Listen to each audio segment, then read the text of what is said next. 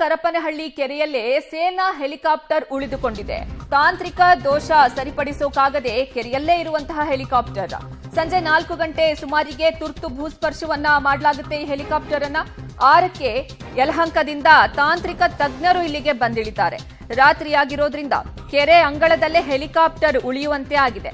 ನಾಳೆ ಬೆಳಗ್ಗೆ ತಾಂತ್ರಿಕ ಸಮಸ್ಯೆಯನ್ನ ಸರಿಪಡಿಸಿ ವಾಪಸ್ ಆಗುವಂತಹ ಸಾಧ್ಯತೆ ಇದೆ. ಬೆಂಗಳೂರಿನ ಯಲಹಂಕದಿಂದ ಚೆನ್ನೈಗೆ ತೆರಳುತ್ತಾ ಇತ್ತು ಈ ಸೇನಾ ಹೆಲಿಕಾಪ್ಟರ್.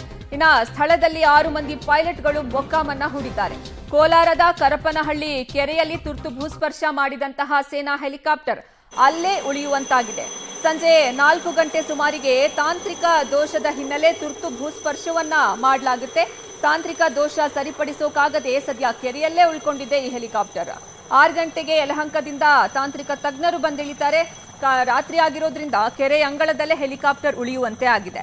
ನಾಳೆ ಬೆಳಗ್ಗೆ ತಾಂತ್ರಿಕ ಸಮಸ್ಯೆಯನ್ನ ಸರಿಪಡಿಸಿ ವಾಪಸ್ಸಾಗುವಂತಹ ಸಾಧ್ಯತೆ ಇದೆ. ಬೆಂಗಳೂರಿನ ಯಲಹಂಕದಿಂದ ಚೆನ್ನೈಗೆ ಈ ಸೇನಾ ಹೆಲಿಕಾಪ್ಟರ್ ತೆರಳ್ತಾ ಇರುತ್ತೆ.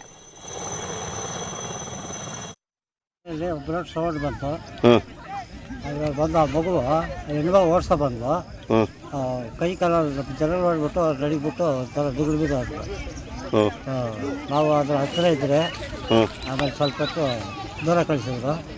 ಆಮೇಲೆ ನಮಗೆ ಹೇಳಿದ್ರು ಕರೆಂಟ್ ಪಾಸ್ ಆಗುತ್ತೆ ದೂರ ಹೋಗ್ರಿ.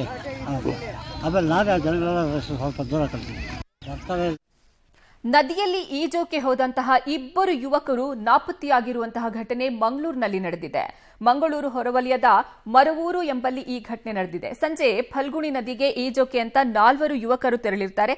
ನದಿಗೆ ಅರುಣ್, ದೀಕ್ಷಿತ್, ಸುಮಿತ್, ಅನೀಶ್ ಅನ್ನೋರು ಹೋಗಿರ್ತಾರೆ. ಆದರೆ ನೀರಿನ ಸೆಳೆತಕ್ಕೆ ಸಿಲುಕಿ ಮುಳುಗಿ ಸದ್ಯ ನಾಪತ್ತೆಯಾಗಿದ್ದಾರೆ.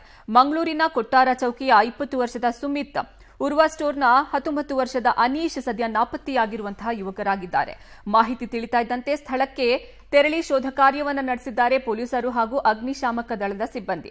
ಸ್ಥಳಕ್ಕೆ ತೆರಳಿ ಪರಿಶೀಲನೆಯನ್ನ ಮಾಡಿದ್ದಾರೆ ಹಿರಿಯ ಪೊಲೀಸ್ ಅಧಿಕಾರಿಗಳು ಸಹ. ಸದ್ಯ ಬಜಪೆ ಪೊಲೀಸ್ ಠಾಣೆಯಲ್ಲಿ ಈ ಕುರಿತು ಪ್ರಕರಣವನ್ನ ದಾಖಲು ಮಾಡಲಾಗಿದೆ.